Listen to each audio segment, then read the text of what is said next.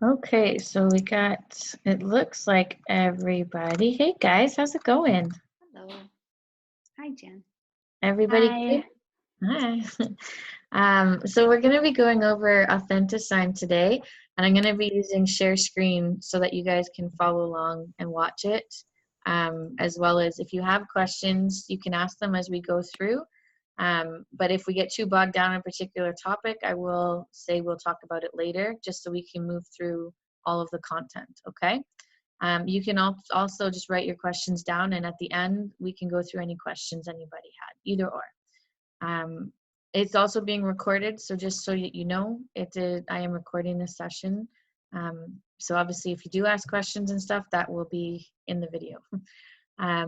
Okay, so with Authentisign, the first step is obviously logging in. Now, I'm pretty sure everybody kind of knows how to get here, but just in case you don't, it's just right here on the main page of your TREB login. So you can just click directly onto this and you can access it.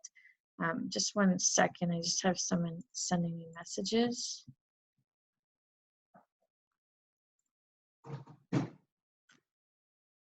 What's going on? Who's sending a chat message? If you do have a question or something, please say it out loud, because I'm sharing my screen, I can't see the chat right now. So I won't be able to read what you're sending me. So just unmute yourself and speak up if you want to, okay? Alternatively, when you're using Authentisign, you can also access the system through a listing. So if you have a property that your clients want to put an offer in on, and you have the MLS listing open, you can just go to the top of the listing, and I'll show you an example of how, and create a transaction directly from the listing itself, which is going to save you a ton of time as opposed to going into Authentisign and trying to find the MLS number and create the transaction kit. So for example, if I click on this new listing in Aurora today, and I open the MLS listing, see across the top here where we have all of our links and tabs, if you just click on Instinet Authentisign through here, it will open a transaction kit for this property automatically for you. So this is what that's going to look like. So if you are doing an offer for a buyer, this is a faster way to go through that process. So it'll put in the address, and then if you have your template kits created, and we're going to talk about that in a little bit, you can just select the type of template kit you want, for example, buyer freehold package, and then it puts in the property, the MLS number, and you can choose to use or not use the wizard and hit create, and then that will take you into the back end of Authentisign where you can start to fill out all of your information and build your forms, okay? So that's just a little bit of a shortcut that we can take advantage of because it is integrated. However, if we are going back through from the main home page, then you would just click on this top left-hand side over here once it loads. And I apologize for the delays. I think with everyone being home right now, the internet's running a bit on the slow side. But if we log in here, that's the other option of how to access it, okay? So once you're in Authentisign, there's a bunch of different things that you can do within the system. You can create offers, you can create listing packages, you can create template kits, you can just do a signing and electronic signing without having to do any of that, just by uploading a document. You can attach documents and files, you can upload PDFs. So we're going to take a look at how to do all of that stuff today. The main things we use it for are our listing paperwork.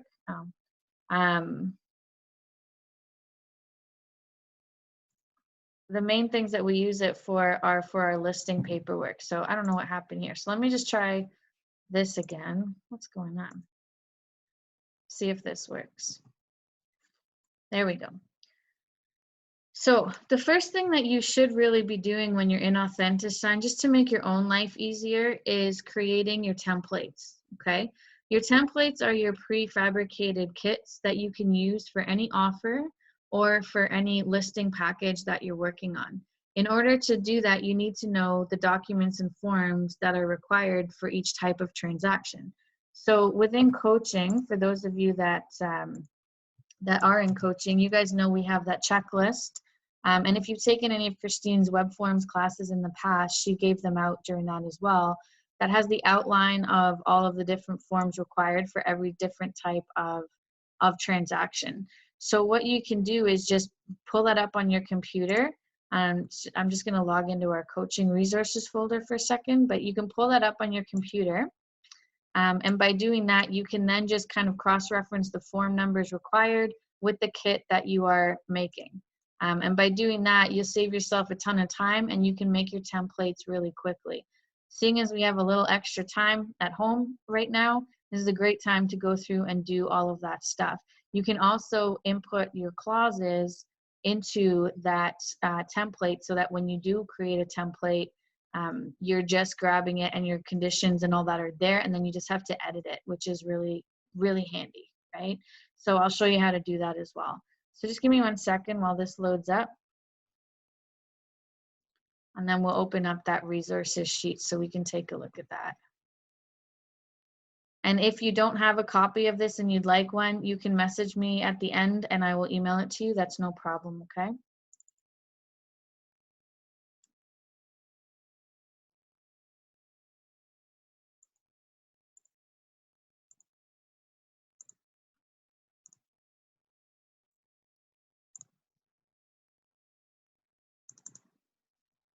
There we go.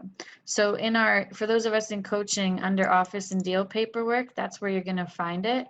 And it's going to say template kit forms. Okay, pretty straightforward. You can open this up in a separate screen or you can open it in Google Docs and you can just cross-reference back and forth. So if I go back into Authentisign now and I have my checklist here with me as well, the first thing I'm going to do is create a template.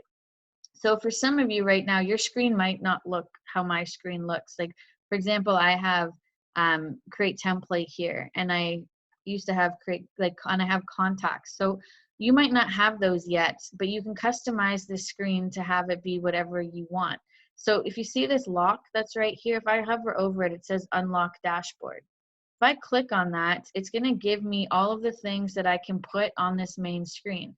So for example, I currently don't have fax documents on here for obvious reasons, but if I wanted to add it, I could just click on it and drag it, and I could drop it and it'll show up on my main screen. I can also move this stuff around. I can put it in different orders. I can play with how I want my setup to look. It's up to you what you want to do. And once you're done and you've added everything you want to add and you have all your shortcuts, you're just going to come back here and close the lock and it'll just stay and look the way it looks going forward. So if you are missing some of this stuff, that's why. It has nothing to do with your screen looking different to my screen, okay? So what we're going to do to create a template is simply click on Create Template. There's the shortcut, or if you don't have a shortcut in your system, you can also come over here to these cogwheels and click on this, and then go to transaction templates in this section, and it'll take you to the same place, okay? So I have a bunch of templates that I've pre-made, and I'm not done yet either, but I have a lot. If you don't have any, that's okay. That's fine for now. We're gonna start working and building them. But if you want, what you're gonna do is go over here where it says add in the top right corner, and we're gonna click on add, and we're gonna add a new transaction template. So for example, for me, I know I don't have any, I only have my tenant lease package done. I don't have a landlord lease package yet. So I would create a landlord lease package.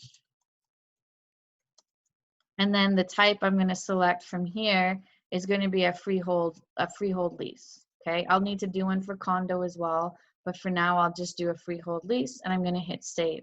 And what that's going to do is take me into this section where I can add all of the forms I need. I can upload any documents I'd like to upload, and then I can add in any clauses or create a Schedule A or do any of that sort of stuff that I'd like to add in. And then I can save it, and then it's just going to exist in my system. So in order to do that, if you scroll down under documents and folders, this is where you could add, for example, list the office Schedule B. We could add that here. We could add our COVID forms here, all that sort of stuff that we can upload because they're PDFs, right? And then under forms, if I go to add, I'm just going to start adding the forms I need from Authentisign. So in order to do that, because I have my checklist and I can go to, we're doing landlord, so that's listing, right? I'm going to go to listing, and then I'm doing a lease. So I'm just going to take these numbers that Christine's already outlined here for me, and I'm going to go back into my transaction, And I'm just going to start typing in the numbers one by one. So the first one is number 810. So I'm going to just, I don't have to click on anything. I don't have to really do much. I can just type the number in, and then you'll see on the left, it's going to say Toronto, Durham, Brampton, Ontario. Just make sure you pick the one that's applicable. And then see how it says number 1 here in the basket? That means one form has been added to your basket. I don't have to hit add every time. I can fill the basket up and then add at the end. So now I'm just going to take out 810. I'm going to go back to my sheet, and I'm going to look at the next form, which is the listing agreement, which is form 210. I skipped these two, seller info checklist and information checklist, features, chattels included, because they're not required. However, you can choose to add those in if you like to use those forms. 210 is the next form. So we're just going to go back and type in 210, and then it's going to populate my 210. And again, I'm just going to select the Toronto form. And now you see it says 2 in the corner, and we just keep working our way through. So my next form is going to be 296 because I'm doing a freehold property. So I'm just going to go back here, and I'm going to say 296, okay? So I think you guys are getting the hang of how to do this. What I do is just kind of go through the whole thing. The next one I need, again, use your discretion, guys. If you don't want to put a cancellation in right now at the beginning, you don't have to. You can always add that later. It's not a required form right now. Amendments, same thing, but we do need Fintrac. If there's no referral agreement, that's not required, and mutual lease wouldn't be required. So really, all we're missing right now is the Fintracs, but then we're also going to need, so we're going to say 630.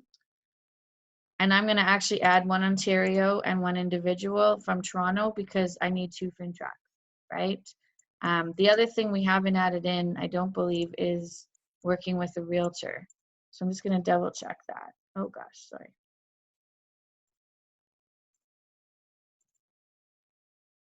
There we go.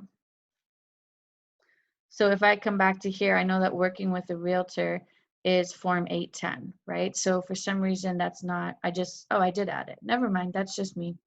So we have our 5 forms and we're ready to go. So now I'm just going to hit add in the top right corner. And now all those forms are going to show up in my list. So I can double check, make sure I have everything here, make sure they're the right documents. And then I also want to add any other additional documents I require, like our office Schedule B or the COVID form. So in order to do that, I'm just going to check on this plus sign and I'm going to hit add a document. Now, make sure that you have the documents saved somewhere on your computer or within Dropbox or somewhere so that you can attach them to the files. So for example, if I go into my computer and I go to, office paperwork, I have my Schedule B here, so I can select that, and I can attach that to my template as well. So now you'll see that that's uploaded there. Okay, I don't have the COVID forms downloaded, so I can't add them on right now, but that's where you would put them so that when you do broker load it, you can just have the forms there and you can have your clients review these and sign them, and you can also send them through an electronic signing from this section, okay? You can also go so far as to add the contacts into your template. So if I would... Jenny, can I ask a question? Sure. Yeah, sometimes when I want to impute Schedule B, Yeah. I complete the form by putting the buyer's name and all that.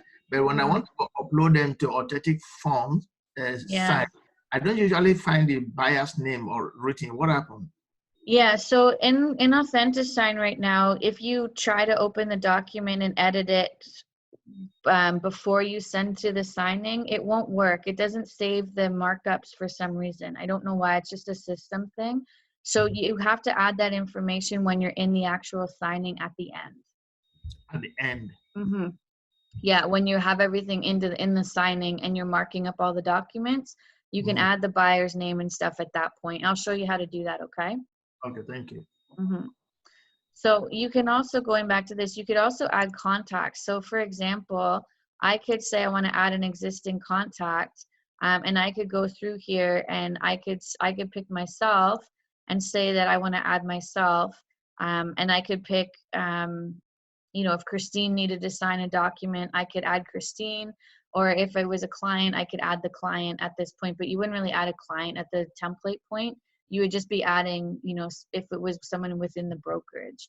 And you can hit add, and then I can designate by going through here who this person is. So for me, I would be the listing brokerage right now.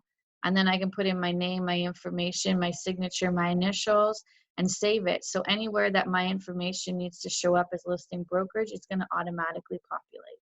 Okay, so that's another quick thing you can do.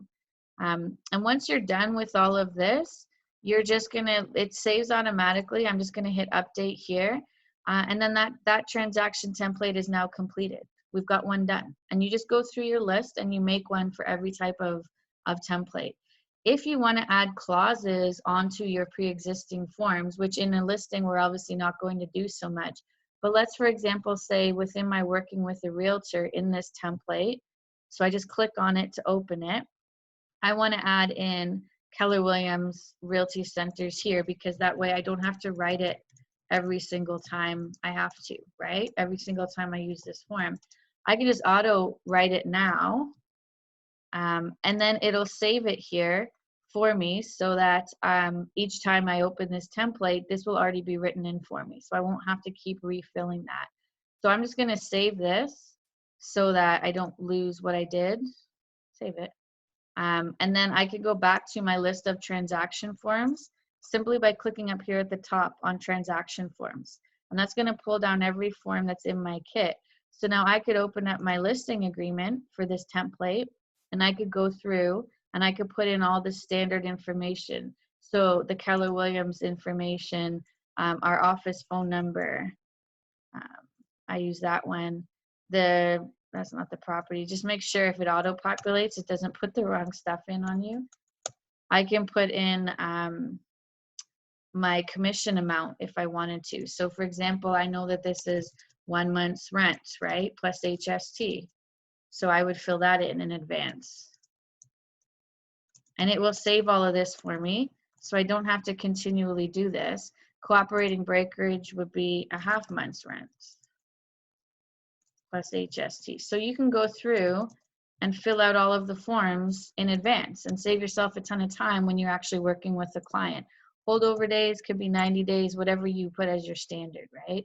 And just go through and fill out the entire thing from top to bottom. On page 3, again, authorize the listing brokerage. I could put my own name here so that it just always stays here.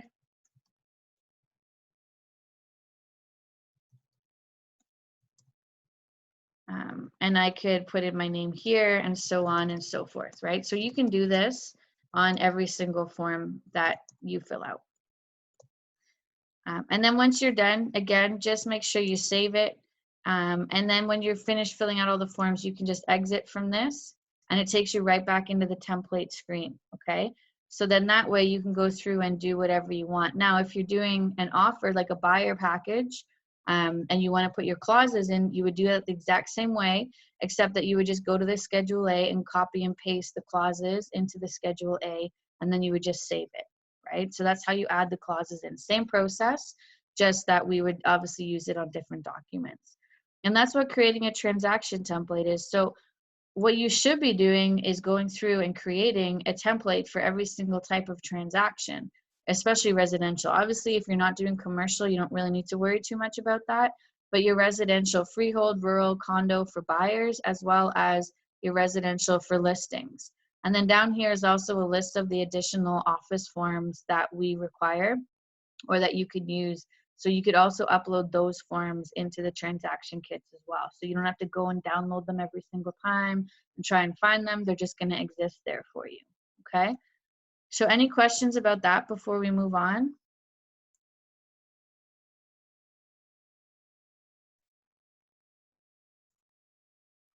Cool. All right. So let's get into creating paperwork and doing an offer or a listing within Authentisign. So like I showed you before, if you are doing an offer on a property, you can access it directly through the MLS listing, and it's going to take you into a pre-existing transaction kit. If you don't do it that way and you want to make your own transaction kit, you would just select here where it says create transaction. And then you would start filling this out. So I'm going to create a transaction for, let's say, Dylan. I would recommend, guys, that you add the address as well, because it's just easier to track. And sometimes, especially, I know we're not in that market now necessarily, but in multiple markets where we have people losing out on offers, you might do 3 or 4 offers with somebody before you get an accepted one. So if you just keep naming the folder, the person's name, you're not going to know which folder is for which deal. So be specific. So let's say that Dylan wants to buy 104 Bilborough Street. Now I'm going to select that this is a buyer freehold. So that's the template I'm going to select and apply it, right? Now, because it's not an active listing, I don't have an MLS number, but normally what you would do would be select the Toronto Real Estate Board, select the type of property, and then put in the MLS number that you're going to be drafting the offer on. And it will import all of the data or some of the data, it's not all, into Authentisign for you. So you don't have to populate all the information. So I'm going to just pick this one and see what happens just because it's an example. I don't know what that is. And then make sure at the bottom you're set as the cooperating salesperson for this transaction because you're representing the buyer, okay? You can choose to use the wizard. You can choose not to use the wizard. That's up to you. I like it. It just makes it easier and I find it faster, but some people I know don't like it, so that's your call. So I'm going to hit create. And this is going to, so the MLS number didn't work just because it's probably an old number. So I would just, if you don't have an MLS number, you just leave it as select source, okay? So for example, if you're doing a listing, and it might be a property that hasn't been on the market in a long time or ever, there might not be an MLS number to add in here. So you would just leave it blank like this. If you select Toronto Real Estate Board and don't fill out the rest, it won't let you move forward. So make sure that you've cleared that if you aren't putting in an MLS number. And then just hit create. And this is what it's going to take us into. So this is going to be what our wizard looks like. And the reason for the wizard and the reason I like it is because I can just plug in majority of my information here, and then all of the information I put in here will auto-populate onto my documents as needed. So when I get to the point where I'm actually going through the documents, most of the details are already going to be filled out. I just have to fill in the few blanks that I'm missing. So for example, I'm going to start by writing in the address.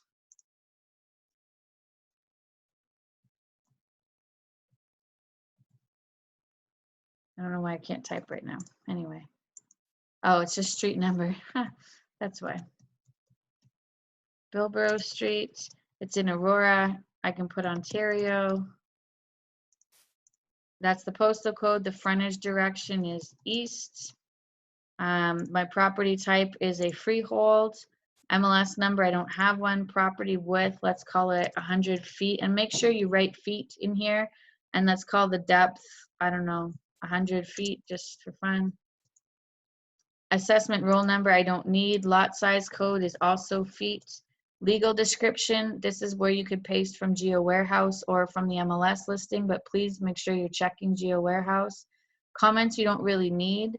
List price, let's say it's listed at $750,000. Present use, single family, residential. Properties include, these are my chattels and fixtures, right? Inclusions. Refrigerator, stove, dishwasher. So you're filling this out exactly like you would an offer. You're just doing it in the wizard, so it makes your life easier. So make sure that you have this information on hand, either through Treb or from the listing agent, or you've made a list when you've gone through the house with your client, especially if there's additional stuff you want to add on, like built-in shelving or this garden shed or things like that, right? Property excludes, same thing. Make sure you know what these items are, and you can just fill them out here and just kind of move forward, okay? Rental items, hot water tank, and you may or may not know what the monthly fee is, so you could plug that in here if you wanted to, just because if you know that information, it should be written on the contract.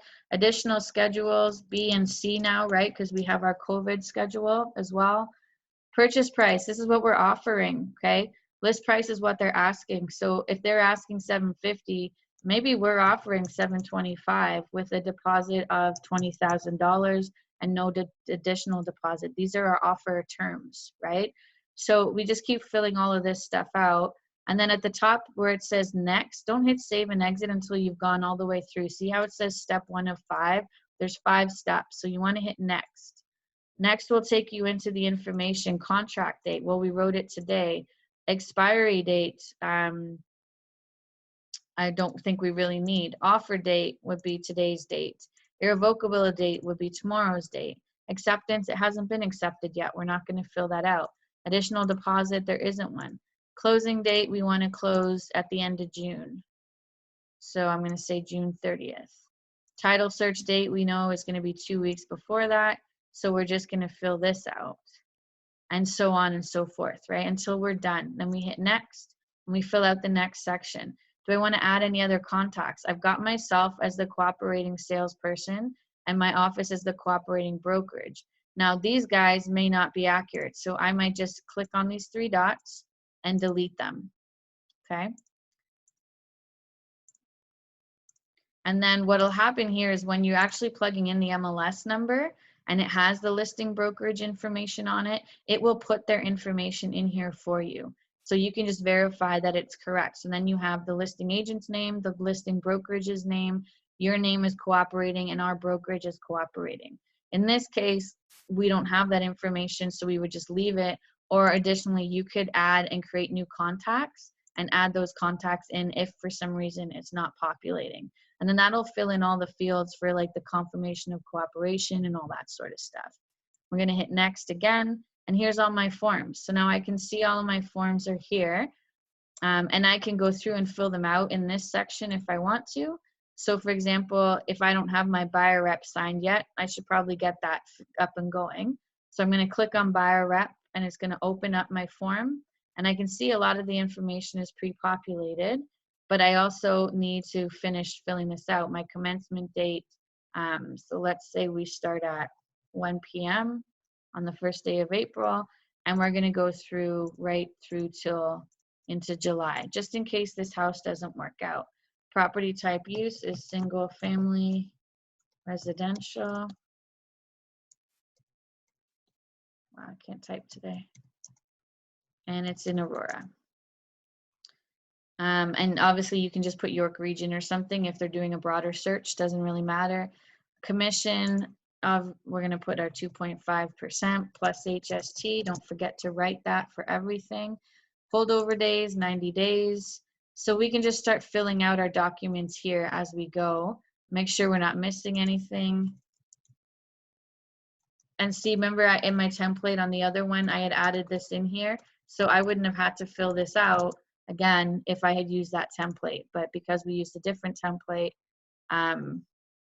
it wouldn't be there. And then the acknowledgement, if we know that they're going to sign it today, I can plug in today's date, right? And then I can go to my next form. Again, just click right up here at the top on transaction forms. And then I can go to my working with a realtor and I can fill this one out. And I'm just going to make my way through all of the forms until they're all completed, exactly like you would have done in web forms. But we're the buyer in this one, so I'm just going to do this.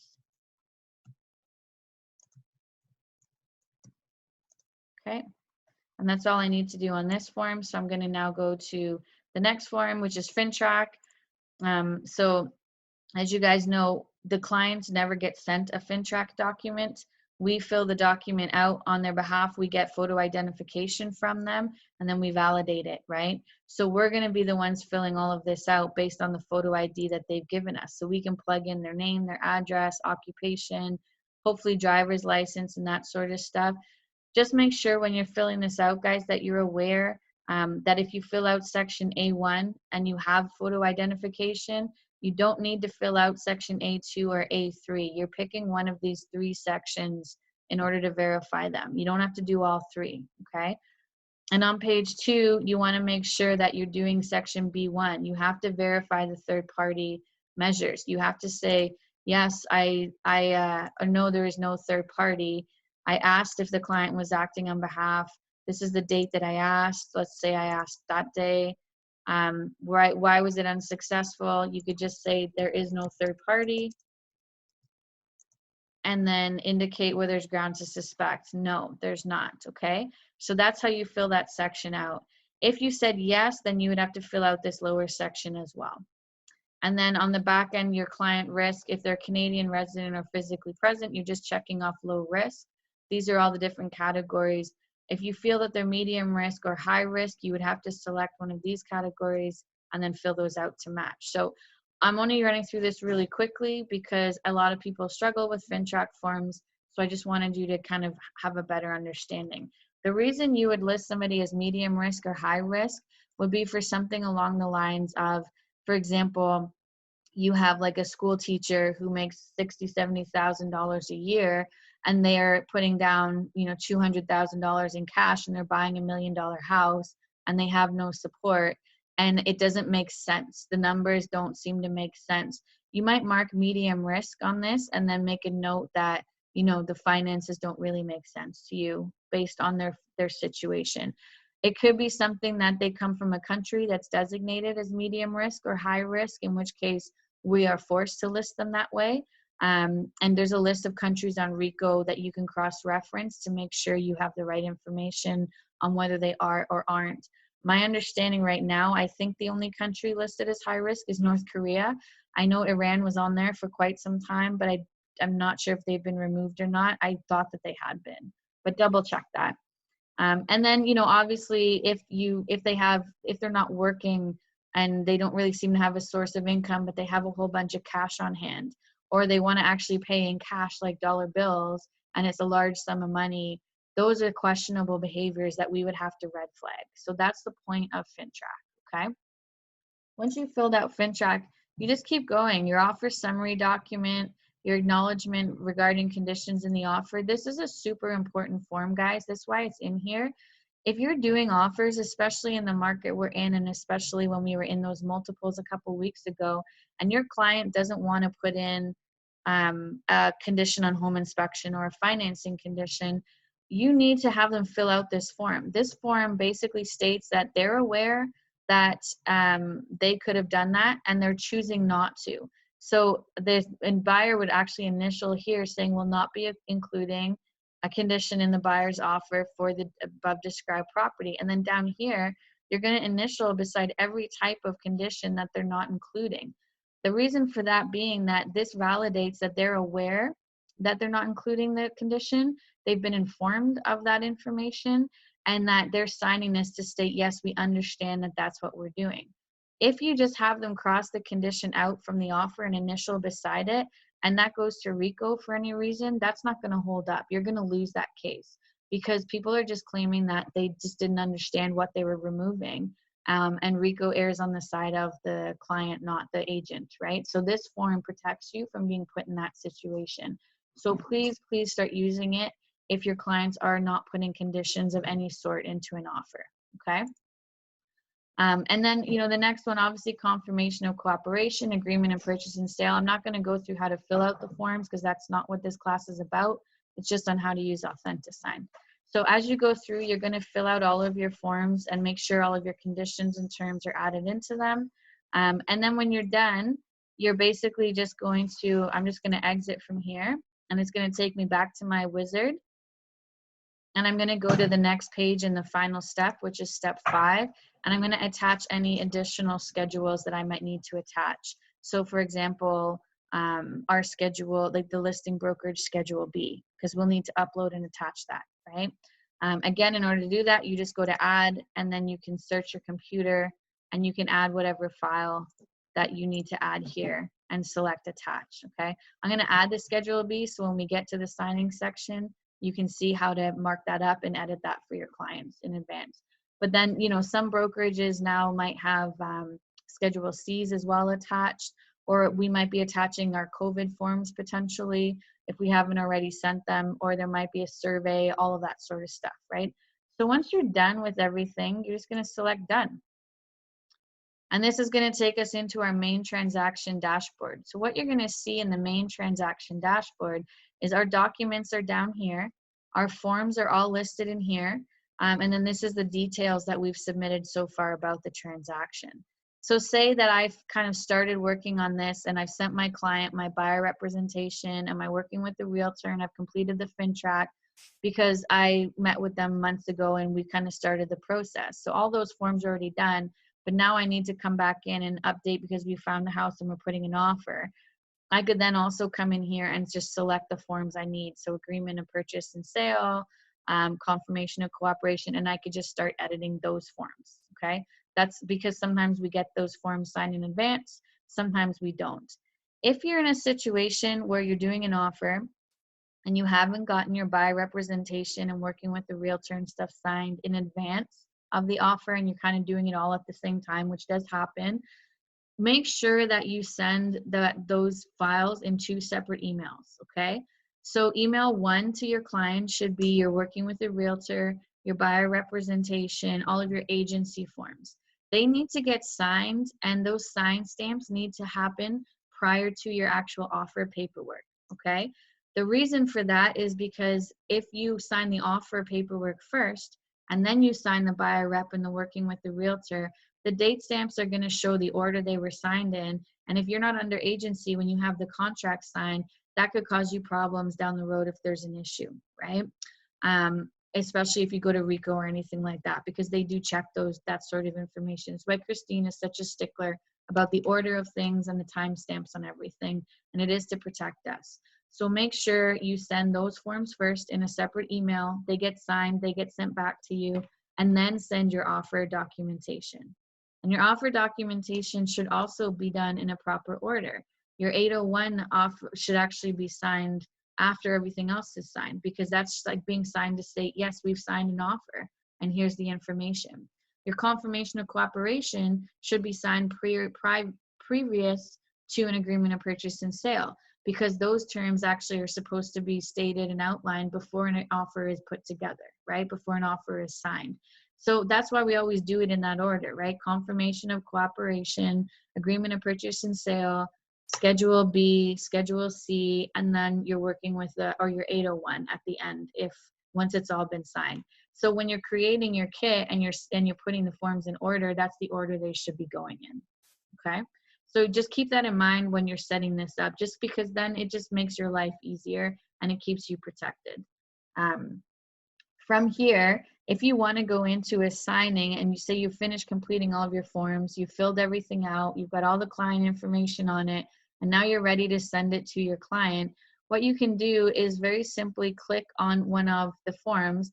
So let's say in our case, we know the confirmation of cooperation needs to go first, and we're getting ready to send an offer to our clients to sign. If I click on confirmation of cooperation, you're going to see in the top that if you're on a Mac, you just see a little pen. If you're on a PC, it'll say the word sign beside it. I'm going to click on it through the form, okay? The reason for that, and then this pop-down is going to show up that says create a signing session with this form.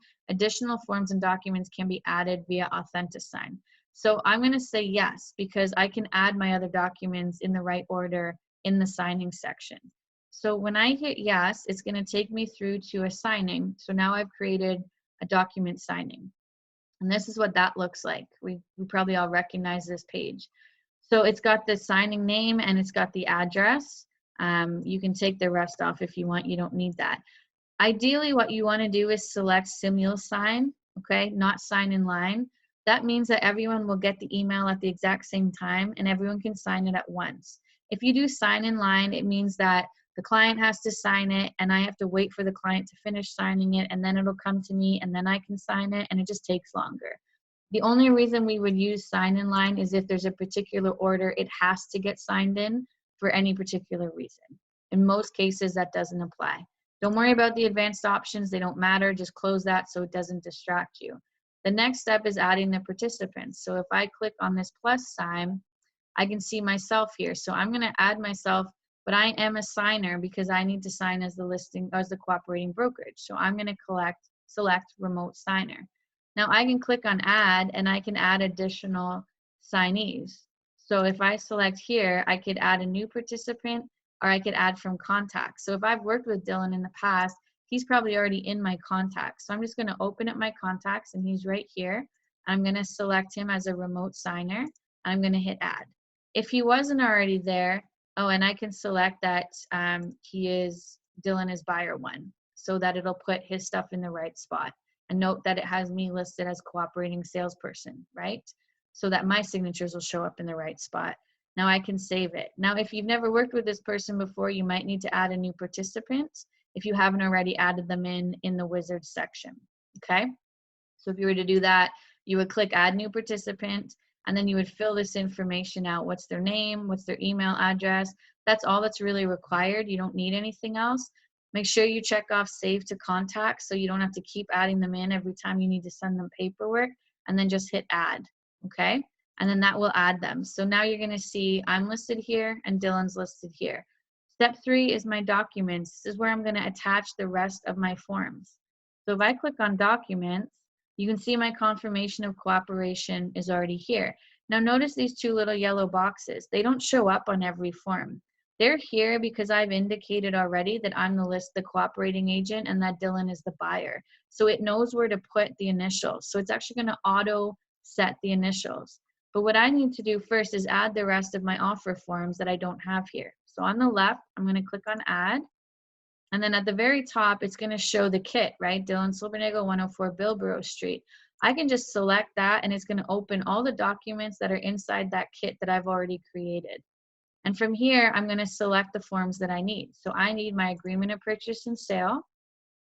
My confirmation of cooperation I've already selected, so I don't need to add that again. And I need my offer summary document, and I need my Schedule B, right? So now that I've selected all the forms I need for this particular part of the process, I'm just gonna select add. And you're gonna see now all the forms are gonna line up. So the agreement of purchase and sale also has these 2 little boxes because it knows the positions of everybody, but the 801 and the Schedule B don't, okay? We'll get to that in a little bit. I need to move these because they're not in the right order. I need my offer to be number 2, and then I need my Schedule B to be number 3, and I want my 801 to be number 4, right? So all I'm gonna do is see these arrows down at the bottom. I'm just gonna select, and it's gonna move it over. And then I'm gonna move Schedule B over, and now they're in the right order. So I'm gonna now proceed with this. Step 4 is design. This is the markup. So the reason that I actually go through one form and then come into this section as opposed to creating a signing on the right-hand side is because when I do that, the system will actually auto-populate a bunch of the initials and signatures for me. So instead of having to drag and drop every single condition or every single initial and setup, the system is going to have put those in place. So see how Dylan's initials are already here as buyer, and I'm already here as cooperating brokerage.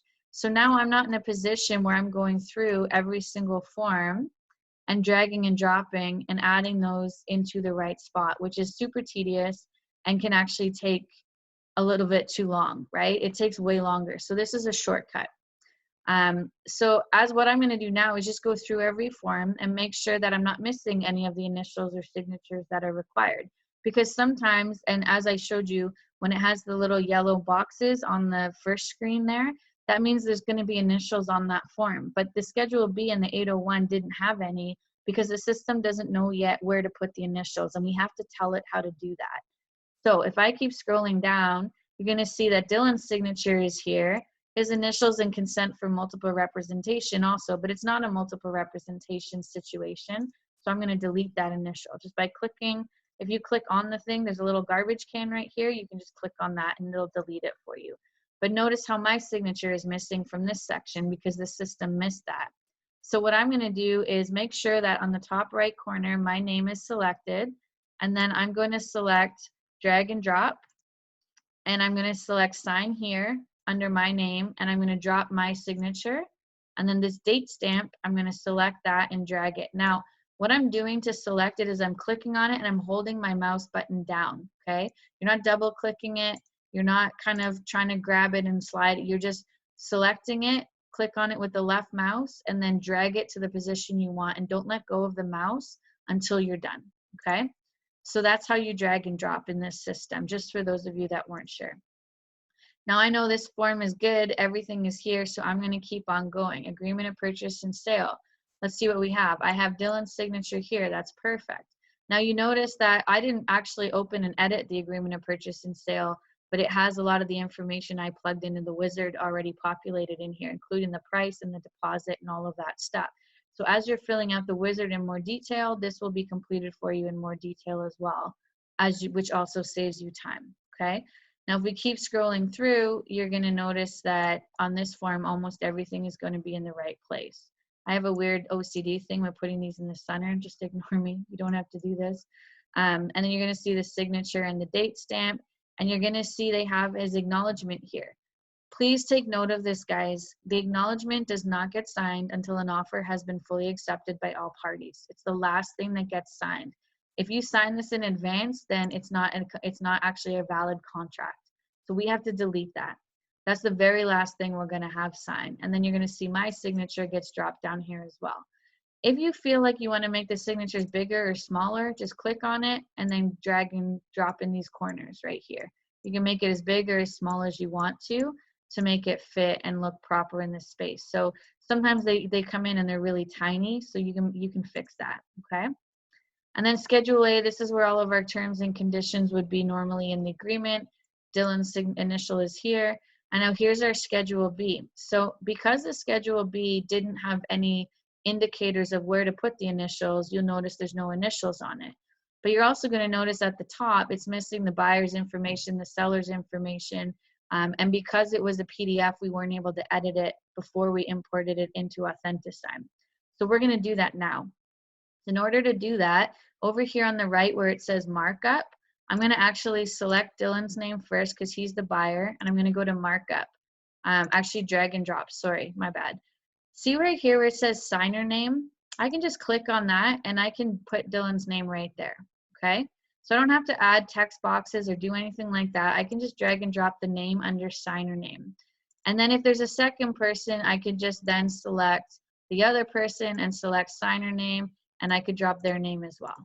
Okay, if you want to get really fancy, you could do a text box and write "and" in the middle. That's up to you. Let's say that we have to add the seller's name though, and we don't have them obviously in our system. What we're going to do to add the seller's name is go to markup, and I'm going to click on the T, which is a text box, and I'm going to draw a text box in this section. Okay, so what I've done is I've clicked on it, and then it allows me to draw the text box, and now I can just simply click in the text box and I can write the seller's name, okay? And what else then on this lower section where it says for the purchase and sale of, that's the address property. So I have to do the same thing again. Grab my text box and write the property in, okay? Some listing agents will have already done this step. They pre-fill out the seller's name and the address. Some don't, so you just have to gauge it based on that.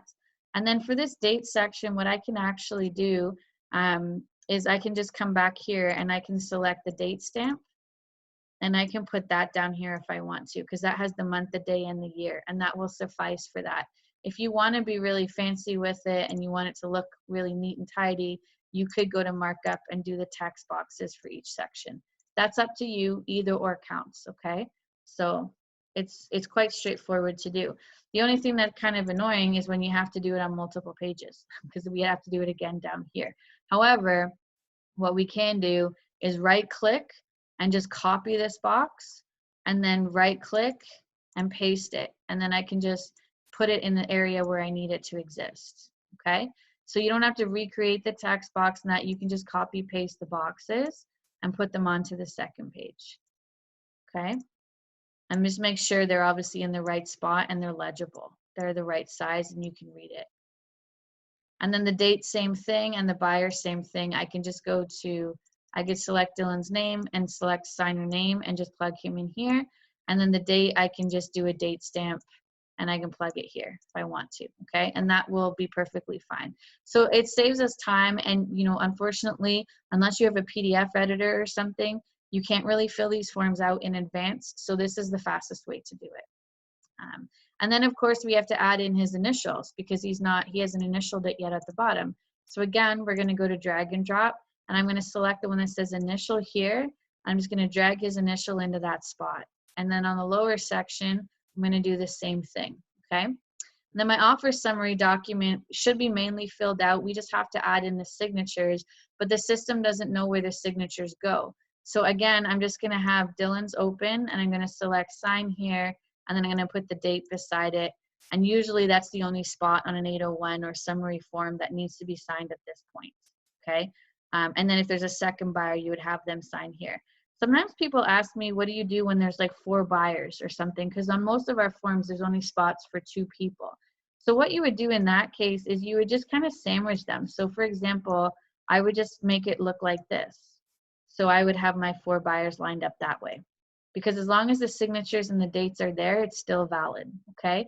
So you would have 2 here and 2 here. Or you could do 2 side by side like this if you wanted to as well, and you could put the dates in underneath them. So that's another option, a way you could do it. So you can fit as many initials or signatures onto a page as you need to. You just have to make sure they fit, okay? So I'm going to delete this because we don't need it and put this back to normal. Once you're done and you've gone through every form and you've got all of your initials and you've added in any text you need to add in and you're ready to go, a cool shortcut that you can do at this point in order to save yourself from having to add in these initials again, you see right down here where it says layouts? If I click on that and I select apply layout, I can select which forms I want to apply the layout to. Now, our confirmation of cooperation was missing a signature. So I'm going to select this one, and then I'm going to go through here and I'm going to select the confirmation of cooperation and representation for this form. So I'm going to select that one and I'm going to hit apply. So what that's going to do is it's going to teach the system where to put all of the initials and where all the signatures need to go going forward, okay? So you can do it that way as well. Sorry, not apply layout, save as layout. That's my fault. So the confirmation of cooperation, I could just take that out and then say final, for example, so I know that that's the one I want, and I could hit save. And then I could say go back to layouts and save as layout again, and then the agreement of purchase and sales, same thing. I could take the name out, and then I could say residential final, and then I'm going to select my Schedule B and my 801 as well, and then I'm going to hit save, okay? So that's going to allow me, I want it, sorry. Sometimes it gets a little finicky, but basically this is going to allow me to save all of my layouts so that next time I upload the same document with the same name, it's going to fill out the layout and it's not going to be missing those extra signatures and timestamps and stuff that I added in, okay? And so that's basically how you you go about getting all the signatures and stuff in place, and it's obviously a little bit of a shortcut to some of the steps. So did that make sense to anybody? Do you guys have questions about that at this point? I'm good. Thank you. Okay, so once we're done, please, please, please always go back and double check one more time before you send this to a client. Because I've done this and been tired or been rushed or thought I had it done and missed something.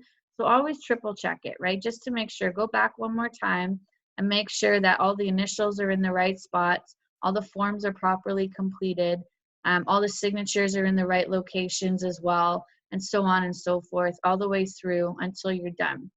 Once you've verified that you've filled it out, everything is where it's supposed to be, the next step is just to send it to your client. So you're going to hit next. And then you're going to see this screen show up. So what you can do here is you could click send invitation and it'll just automatically get sent to yourself and your client. Or you can hit customize invitation email. So if you want to send a little message or a note to your client, which I think is a nice step and professional, you can click it here, customize invitation, and you can see this first email is going to myself. I don't really need a custom message, it's coming to me, I can skip that. But here's the one that's going to my client. So I could say, offer paperwork, RE 104 Bilboro. So he knows exactly what it is in the email that he's getting. And then I could write a message and say, hey, Dylan, here's the paperwork for your offer. Please review. Sorry, my typing's not that great. And sign if you have any questions, please give me a call at 666, and so on and so forth. You can write whatever you want, right? But at least it's a personal note. It's not just getting a message from a system that looks automated and has no professional touch to it. And then I'm going to hit save. And when I'm done, I'm just simply going to hit send invitations, and you're going to see the Authentisign invitations were successfully sent. Okay? That means that both emails worked and it went to both parties. And I'm going to hit OK. And now I'm done with this signing. So it's going to take me out of the system and back to my transaction kit. So just let it load up for a second. And now you'll be able to see, oh, sorry, it takes me into my signings. So now what you can see is within this transaction kit, there's an active signing that's happening. So if I click on this signing now, I can open it and it'll show me exactly what's going on. It's been sent to Dylan, it's been sent to myself. Neither of us have opened the email yet. And these are the original documents. So now up here, you'll notice there's a little envelope that says resend. So let's say your client didn't sign it, or says they didn't get the email or something like that. You can click on resend and it'll send it back to them. You can also add a CC if you'd like it to go to somebody else that just gets to look at it. So say you want to send it, for example, to me and go, hey, can you check this for me? Despite the fact that you should have sent it to me before you sent it to your client, that's okay. But say you didn't, you want me to review it, you could send me a CC and I could take a look at it. This one here is a reset. So if for some reason it didn't work and I want to reset the signing, I can do that. And this one is make a copy. So if I want to make an exact copy of this signing, I could do that also. Okay. As these get opened, these will change and you'll be able to see that they've been opened, and you'll be able to see when they're completed as well. Once they've been completed, under the documents, it'll show you the initial revision and it'll show you the fully completed document.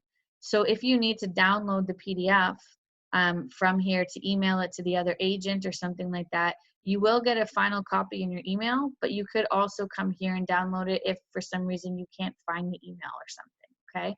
That's really all that this section is for, but it just gives you some guidance. And then if I log into my email, you'll be able to see what it looks like, the email that comes to your client from Authentisign. And you'll see why I always recommend that we personalize it. So let me just see which email account this is opening. And they should get it. They should get the email pretty much immediately. So it might take a couple of seconds or a minute or two, but if it's been 10 minutes or 15 minutes and they keep telling you, I haven't got it yet, I haven't got it, tell them to check their spam mail because they should have gotten it by then. It doesn't take that long. It's pretty instantaneous. So this is what it looks like when you send an email to your client. It's going to have my name on it because it got sent from me. And it's going to say Authentisign invitation to review and sign documents for the name of the transaction kit. So this is also why it's important to name your kits properly, because your clients are going to see that. So if it says something like weird or you don't really update the name, it's going to look a little strange to them. It's not going to look as professional. But when they open their email, this is what it's going to look like. It's going to say, attention to me. Here's the signing information. Here's the kit. Now, if I had written a note, it would show up in this section here. So if on Dylan's email, he'll have that message that I wrote to him. So he'll be able to see me saying, hey, Dylan, here's this, this, this, and this. Please fill this out if you have any questions. This big pen that's right here, all they have to do in order to start signing is click on this big pen, okay? This big pen opens up the Authentisign signing situation. So if you have a client calling you saying, I can't find it or I don't know how to do it, you now know what they're looking at and you can explain that to them. Open the email, scroll down, find the big pen, click on the pen. It's pretty straightforward. Most people figure it out, which is one of the things I love about Authentisign. It's very simple. And then they're going to see all of the documents and it's going to say progress 0%. So what you can do is just hit start. And it's going to take them to every spot that they need to initial or sign, and it's going to prompt them to initial or sign it. To initial or sign it, you just click on where the marker is. So I'm just left clicking. And then when they're done, when they've signed every single spot, they can say complete signing because they're done. and then they'll get a notice just saying you've successfully completed your portion, and then that's all they need to do. They can just close this page and they're done. Once everybody has successfully completed signing, you will get a final copy emailed back to you through your email saying that it's been completed. But what's going to happen in a second is another email is going to pop up here for me saying that a signing has occurred. So exactly like this, Authentisign signing action. And I can open it and it's going to tell me who it was that did the signing. So for example, right now, it's telling me that Dylan has actually accepted and signed the contract. And I've also just done that, which means we both completed the forms. So now what's going to happen is I have another message saying signing action, which is going to tell me that I signed the documents. So now you'll see down here, it says Jennifer signed the documents. So now I know that Dylan has signed them and I've signed them. So it's going to notify you every step of the way. And then the final step will be at the end in your email, and it's just going to take a second to come through. I will get one saying that the document has been completed and that everyone has finished signing. And then I can, from that email, I can download the fully signed package and email it right over to the other agent, or I can download it and review it and make sure that nothing got missed, or I can send it directly to the other agent through Authentisign if I wanted to do it that way as well. So I'm just waiting for that final email to come in so I can show you what that looks like. So this is the third one. So that's how quick it happens, right? You guys just saw that all 3 emails just came through. If they're not coming in that quickly in your account, somebody hasn't opened it yet or someone hasn't signed it yet. So you can take a look. What the final revision looks like is very simply this. The forms have been successfully reviewed and signed by all parties. Now you're going to notice to save or print the final signed document, click here. So if I want to save it or print it and send it to the other agent, I can click here and I can download that document. If I want to save them individually for some reason, to save or print separately, they're also broken down as individual documents here, and I can do it that way, okay? So just make sure that you're reading this properly, because the first section is the document, and then the second section is the certificate. So if you're not reading it and you just click really quickly, you might download the certificate, but not the actual paperwork. Jenny, I have a Yeah. question. So Yeah. in command, we are supposed to send upload the signed documents individually. Yeah. So it might be better to, is it not better to download the documents separately as shown in the second phase of this? Yeah, good question. If you're doing a listing and this is just going back and forth between you and your client, and then the document will be fully signed and fully finished with just those sets of signatures, absolutely. And then you could download them individually from here and then upload them directly into Command, which is another reason I love Authentisign. However, if you're doing a buyer transaction and you have to send it to the other agent on the other side and their clients need to sign it and then their clients need to send it back to you, and that's not all getting done through Authentisign, then that won't work because it won't be the final fully signed, fully accepted copy of the paperwork, right? Does that make sense? Yeah, thank you. No problem. But yes, for a listing, absolutely, you can do it that way, make your own life easier. And that's it, guys. That's what creating a document and doing a signing and how to go through the process looks like.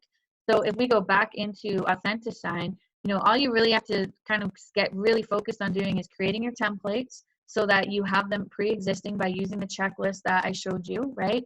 Make it nice and simple because you can just plug your numbers in. Once your templates are created, they just exist forever. So it makes it way faster for you. And then from there, you're just going through and practicing creating transactions, right? And you can practice these as much as you want. Create listing packages, create buyer packages. It's the same process in Authentisign. There's no point kind of going through a listing versus a buyer because it's the exact same steps. The only difference is the forms that are getting added. Everything else stays the same, right? Same process. So what you can do and what I highly recommend for everybody to do is come in and at least once a week write an offer and list a house. Just pick a random house. It can be something that's already on MLS if you want to as well. But you could do that and you could write a practice offer and you can send them to me and I'll check them. I tell people that all the time. Nobody really does it, but you should be doing it. And that way you can get really used to using the system and doing all of the paperwork, okay? One of the other things I want to show you though, one of the things that is different between a buyer package or a buyer and a listing is if I was to create a listing transaction right now, let's say we do it this way, and I'm going to say freehold listing package, and I don't have an MLS number, so that's fine. What I'm going to show you is just a shortcut. So once you've completed all of your paperwork with your clients, you've gotten everything back in and signed, and you're getting ready to broker load the listing, there's a faster way to get all of your information into Stratus MLS and into your add edit section of Stratus. So for some of you guys that are newer, this might not make sense to you right now. I promise it will down the road once we go through the Stratus class and everything, but just bear with me. So if I come over to, if I go through here, and let's say I filled all this information out. For the prosperity's sake, I'll fill some of it out. So let's use this information, freehold, I don't know, 95 by 250, frontage direction south. I'm just doing this to get some details. List price is going to be $999, $999. Purchase price we don't know yet. Includes fridge, stove, washer. Excludes curtains and master bedroom. Water softener. And so on. Just keep kind of, I'm just doing this to give you a quick example. Contract date, the date that the contract is signed is going to be Friday. The expiry date is going to be at least 60 days. So let's call it June 30th. I don't have an offer date, but let's say I did. I'm listing on Friday. I'm going to take offers next Thursday. Irrevocability date, doesn't matter yet. You can kind of start to plug in your information. And when you get to the form section, give me 1 second. I can see there's I feel like someone's asking me a question in the chat, but I can't see the chat because I'm sharing my screen. So there we go.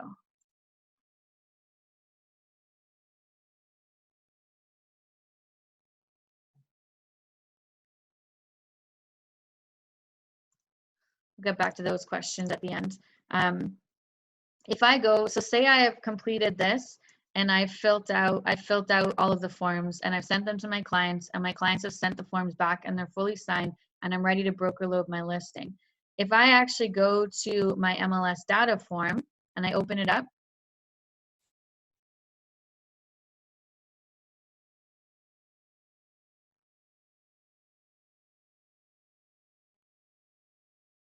sorry, give it a second.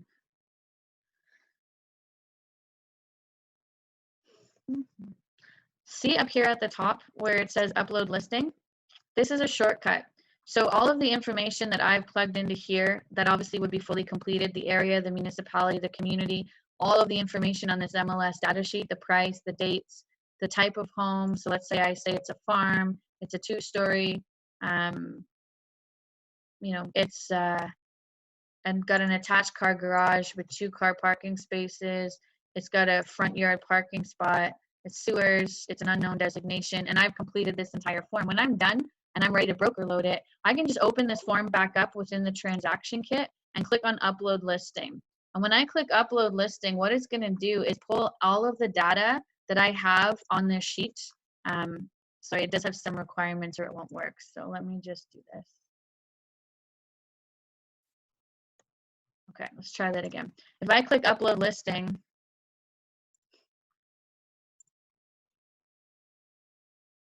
it's being finicky right now. All right, well, what would normally happen, I don't know why it's not working right now, but what would normally happen is I would click upload, it would say your upload has been completed. And then if I went back into Treb and I went into where my add edit section is, instead of having to, I might have to log back in, but instead of having to refill out that entire section with all of the data again, because what normally happens is you fill out the data sheet, you get it signed, you get it back, and then you go to Treb, and then you have to refill out all of the data into what we call a draft in order to create your listing. Now what's going to happen is that upload listing will actually just import all of the data directly into a draft for you. So if I was to log in, sorry guys, give me a sec.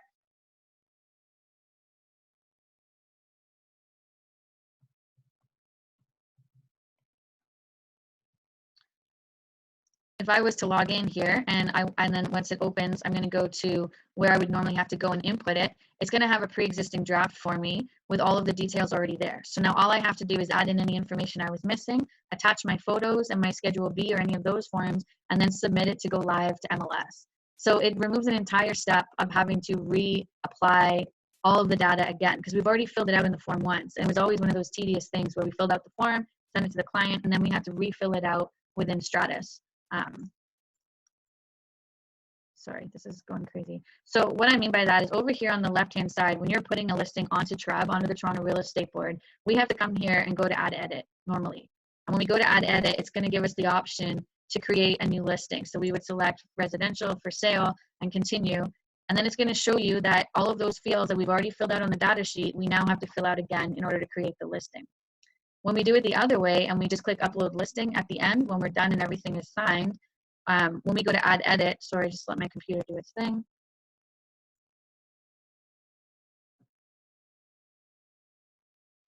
When we go to Add Edit, so this is what it would normally look like. We'd have to fill out everything again a second time, and it's kind of tedious and it takes a little longer. What happens when you click Upload Listing, if I go back to here, is see where the section says drafts? That listing will pre-exist like this in a draft. It'll say the address though. So if I click on this now and I hit continue, any of the information that was on that data sheet that I told to upload will pre-exist in all of the fields. So you're pretty much already done your broker load. You just have to then add your photos and your attachments, make sure, review everything, make sure it's all correct, you didn't miss any details, and hit submit, and you can submit it directly to MLS really quickly. So because my upload didn't work properly, obviously this is blank, but normally this would all be filled out, okay? Does that make sense, everybody? Any questions about that?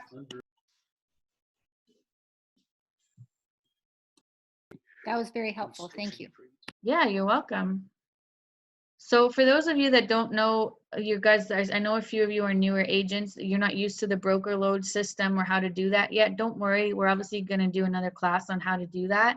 But this will just give you a quick insight into how to save a lot of time doing this paperwork. And this is one of the reasons that I personally love Authentisign, because it has a bunch of different shortcuts that we can use that saves us time when we're doing our paperwork, as opposed to struggling for, you know, hours to try and get stuff done, or having to do things 2 or 3 times when the system will do it for us, right?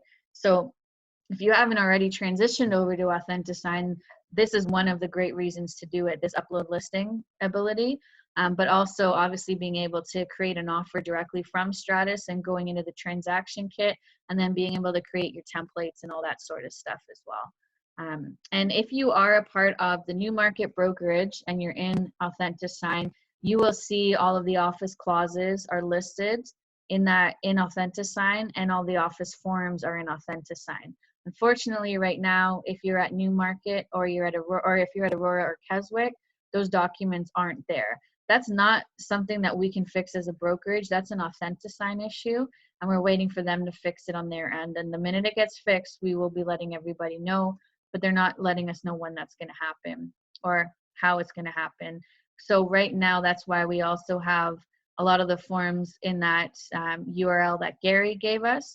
So if you're looking for the office forms and you can't find them, you can go to gmrealty.com/forms, okay?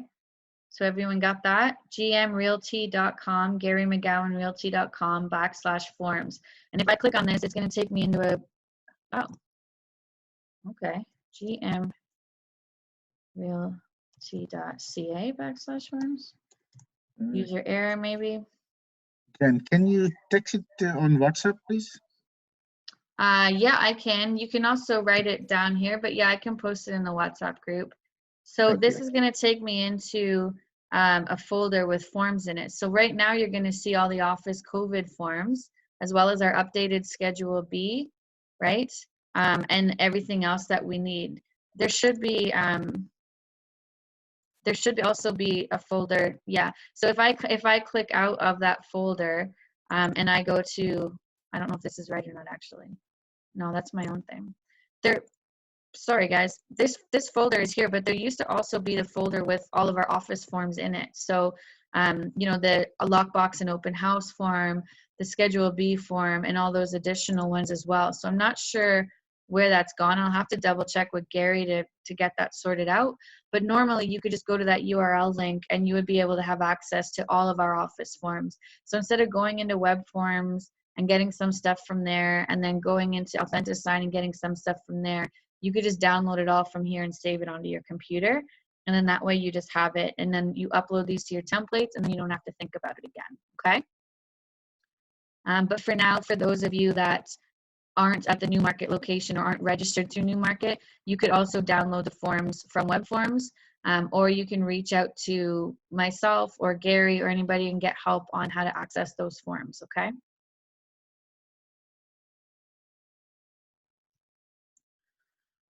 Yeah, and so honestly, guys, that's pretty much it. That's how to use Authentisign and how to create template kits and all that sort of stuff. You know, that at this point, the next step is just practicing. Use the system, log in. We know we have the time to do it, right? So train yourself and learn how to do it at a high level so that when you are with clients, you know what you're doing and you're not stressed out about it, right? As you guys hear me say all the time, don't practice on your clients. Practice in advance, and then that way you can know when you get to the point where you're writing an offer or a listing, you know how to do it and it's not causing you unnecessary stress or pressure, right? So from that point of view, any questions, guys? Any follow-ups? Anything else that didn't make sense to you or you weren't sure about? Just one question I have it. Yeah, Amir, what's up? Okay. If you have a new client, you have a no sign for save your system, how you will get it? Sorry, I didn't follow that. What are you asking? If your client is new, you don't Yeah. have this sign signatures. Yeah. So how you update and please? Well, you would do the same process, but you would have to add them in as a contact into the system. So you'd need their email address, right? Yeah. And then you would send it to them. So it would be the exact same process we went through, except the only difference would be you just have to add in their contact information as a new contact. They wouldn't exist in your previous contacts in Authentisign. Right. But yeah, you don't need to real sign, you just name is a signature. Yeah, just name and signature. And then what happens is when they're a new contact or a new client and the email goes to them that that they need to sign it, when they open it, it'll prompt them to put their name in and put their initials in, and it'll allow them to pick the font that they want to use and the style they want to use, and then save their signature to their own account. And then any other additional paperwork you send to them afterwards, it'll just use that same signature. Okay, thank you. Yeah. So the Authentisign system will do that for them and walk them through that. Thank you. Any other questions, guys? I know it looks pretty straightforward and easy when I do it, but I've done it a million times, right? So make sure you're practicing and getting used to it, because you're going to log back in and stare at it and try and remember what I even told you to click on, because that'll happen a couple times. But just kind of start working through. And I did record this, like I said, so this will be getting uploaded to our coaching YouTube page, this video. And Michelle and Leslie, I will send you that link so you can access it as well. And then you can watch this back and use it as a guideline when you are practicing, so you have steps there that you can follow, right? So Awesome. we can. Thank you very, very much. Thank You're you. welcome. Thank you, Jennifer. You're welcome, guys. Bye-bye. Bye. Najim, in answer to your question, the class is always Wednesdays at 1 o'clock. The training changes from week to week depending on what I feel people need the most coverage of. I do have a standard kind of rotation that I work my way through, but obviously with COVID and stuff, that's changed a little bit. So I'm working more on the tech side of things right now. So next week's class we'll be doing like probably paperwork, or we'll do command. Depends on what I feel people need more help with. Okay, thank you. Welcome. Okay, so Jennifer, this is your program is on YouTube, Keller Williams YouTube side. Yeah, so I have a YouTube page that I've been uploading videos too that I've been recording any of the training we've been doing, and some videos I've made previously. I'm going to be sharing that link with you in the next little bit. I was just getting some additional content on there for you first, but in order to give you access to the training videos now, and as well as when I'm on maternity leave, I wanted to have a resource center for you. So I've been working on that. Yeah, I'll be sending you guys the link later today. Okay, thank you. You're welcome. Thanks. Any other questions, guys?